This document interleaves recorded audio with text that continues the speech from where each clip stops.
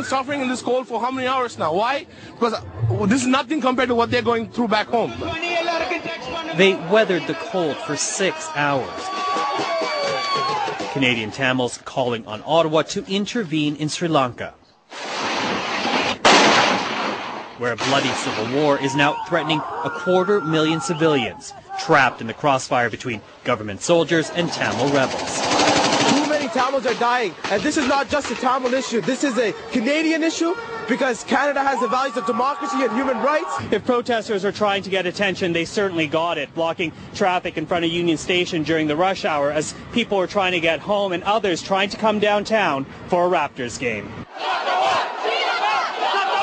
This shot from our Eyes camera shows just how big the protest got on Front Street. Even the TTC was overwhelmed as thousands of protesters made their presence known on street after street in the downtown core, stretching from Front to College and University to Young. The Sri Lankan government is preventing journalists from entering the war zone, but the UN reports hundreds have been killed. Street after street, block after block. Sri Lankan Canadians stood together protesting the ongoing conflict back home. Today we're out here to tell the Canadian community that this kind of genocide is happening in Sri Lanka right now and we need to put an end to it. Starting at noon, they lined up from Union Station along University all the way to Queen's Park and north from Union on Yonge Street to College. They are calling for the Sri Lankan government to halt its attack aimed at rooting out Tamil rebels in the country's south.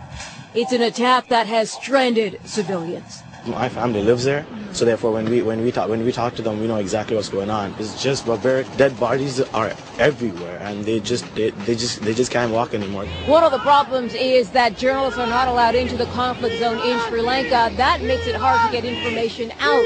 Here's what we do know. Hundreds of civilians have died there this week, but exactly how many is not clear.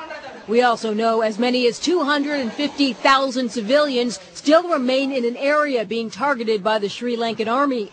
That is where Tamil Tigers have been fighting for a homeland for the last 20 years.